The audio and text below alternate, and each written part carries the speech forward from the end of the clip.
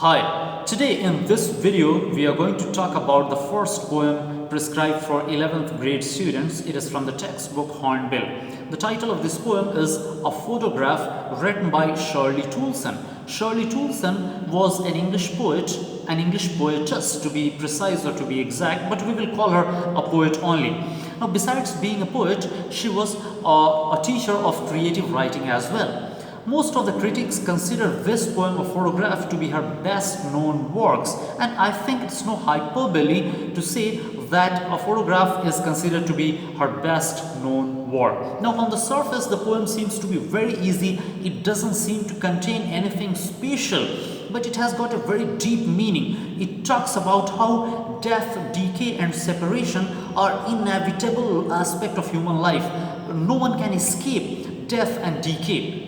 Everyone has to come to terms with this bitter reality someday or other, and this is what is talked about in this poem. But before going into the details of this, let me tell you, you can correlate this poem to the first prose piece that we have studied, that is a portrait of a lady written by Khushwant Singh. If you have not yet watched my previous video on the portrait of a lady written by Khushwant Singh, I highly recommend you to check out my previous video on this topic, that is the first prose piece, so that you will have a clear and thorough understanding of that prose, and hence you will be in a position to understand this poem completely. You will be in a position to correlate it. I am not going into the details of how it correlates. After you check out my video, after you read the text in the light of my video, you will be in a position to easily understand how it correlates. In the first prose piece, Khushwant Singh talks about his relationship or different stages of his relationship with his grandmother. And how the relationship was when they were in the village, then when they went to city, and then to the university, and finally we see that Khushwant Singh goes abroad for his higher studies, and when he comes back, it appears that his grandmother seems to be waiting only for his arrival, because after Khushwant Singh comes back, she is not able to survive for long. Well, all these things I have dealt quite in detail in my previous video, so I highly recommend you to check out that first, so that you will understand it completely and thoroughly. Now, let's straight away go to the poem without correlating things. If you don't correlate, if you don't get much, you can let me know in the comment section. For the time being, for now, let's go straight into the poem. It has got 3 segments, or in other words, although the poem seems to be divided into stanzas, exactly speaking, it is not, the poem does not have different stanzas. But for the sake of convenience of study, for the sake of convenience of our understanding, we can divide it into different segments. Now, it has the incidents or the actions in this poem take place at 3 different times. We will see it, how it happens. Well, first of all, let me tell you, since the poem is written in the first person, it is safe to assume that the poet is talking about her own mother in this poem. Let's get going. The cardboard shows me how it was when the 2 girl cousins went paddling, each one holding one of my mother's hands, and she, the big girl, some 12 years or so. In these lines, the poet says that she is looking at a photo album. This is what we understand. She is looking at a photo album and at different pictures in the album, and in particular she comes across one photograph which is pasted on a cardboard piece or a cardboard sheet. Anyway, the photograph is pasted on a cardboard piece or cardboard sheet. The cardboard shows me, that means this sheet shows me how it was, how the situation was. Which situation is the poet talking about? She is talking about the time when 2 girl cousins went paddling. They were too young. They went walking unsteadily. Okay, they went paddling, 2 girl cousins, each one holding one of my mother's hands, and each of these 2 cousins, they are holding, each one is holding the poet's mother's hands from both of the sides. And she, the big girl, who is this she? She is actually the poet's own mother. She, the big girl, some 12 years or so. The poet speculates that her age must have been around 12 years, maybe 12 years or so. That's what it says in the first 4 lines. The cardboard shows me, this photograph shows me how the situation was when the two girl cousins, two young girls, they went paddling along with my mother. That means along with the poet's mother. They are holding the hands of the poet's mother, and she, the big girl, that means the poet's own mother, she's about 12 years or so. Let's read further and see. All three stood still to smile through their hair at the uncle with the camera. A sweet face, my mother's, that was before I was born.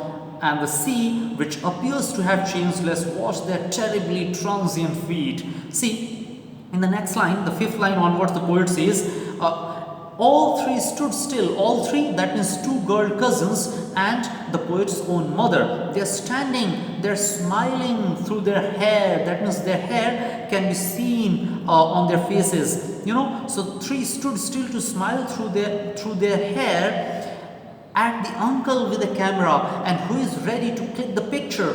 Uncle is ready. As the uncle is ready to click the picture, these girls are smiling. You know, it seems that they are very much ready, eager. They're enjoying, they're eager for the photograph to be clicked, and that is why they are smiling. A sweet face, my mother's, that was before I was born. The poet says that her mother's face was very sweet before her birth. Why? Because she is hardly 12 years or so, around 12 years. So she was quite young at that time. So naturally, she must have been sweet. So the poet says that her mother's face was quite sweet at that time, or in those days before she was born. And the sea, which appears to have changed less. Now, although her mother is no more, as we will see in the further segments or the further lines, we see that the mother is no more, but nature has changed less. Nature does not seem to be changed, does not seem to have changed a lot. You know, and the sea, which appears to have changed less, the sea appears to remain the same, more or less in the same condition. Wash their terribly transient feet, but their feet, they are called transient. Why? It is short-lived. They are no more. They have passed away. At least the poet's mother has passed away, even if it is not clear about the extended family, that is the cousins.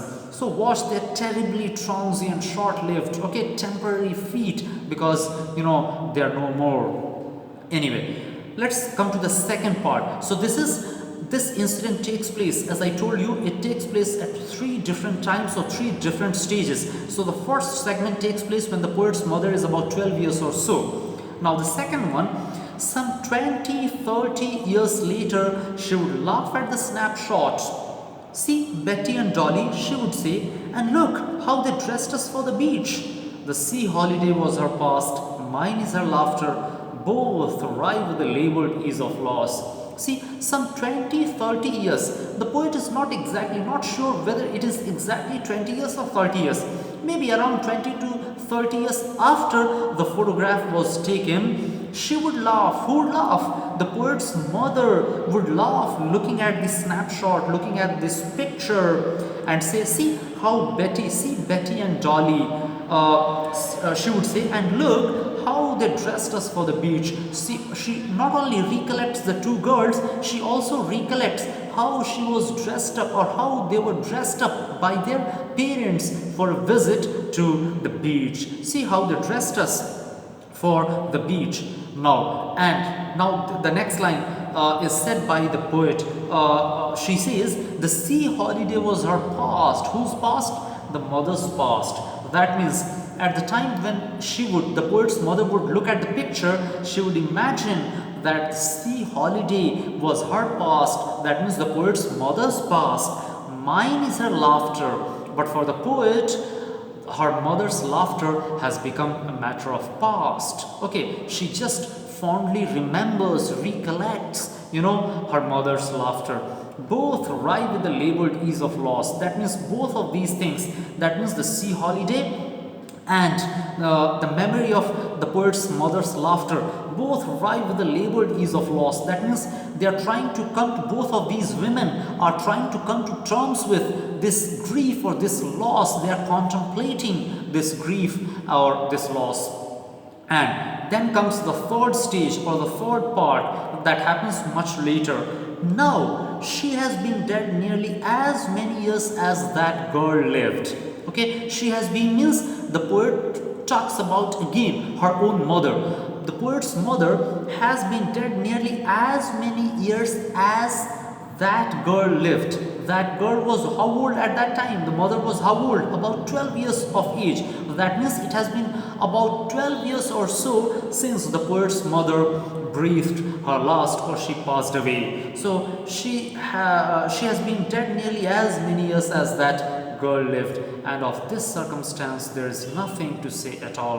The poet is not able to express herself further. She is not able to make any further statement. She only says it's silence silences. That means the fact that death has left her mother speechless, or the fact that death has silenced her mother also leaves the poet speechless. She is not able to express herself. So as I told you in the beginning itself, or in the introductory part itself, it has got three stages. The first stage is when the photograph was taken. The second is some 20 or 30 years later, or after the photograph was taken, the poet's mother would look at the snapshot, look at the photograph, and she would laugh. And the third stage is when even the poet's mother is no more, and the poet looks at the photograph and she recollects how things used to be or how it all happened. So what is the theme? The theme is very deep, very profound, or very important, and that is how to come to terms with the bitter reality of life, and that is everyone has to come to terms with death, decay and separation. When our near and dear ones pass away, we feel sad over the loss, but we have no option but to be separated. So it's a very important poem, and it can easily be correlated to the first prose piece. I'm sure you must have got a clear and thorough understanding of this poem. Yet if you have any question, let me know in the comment section. I'll clarify your doubts. Thanks for watching.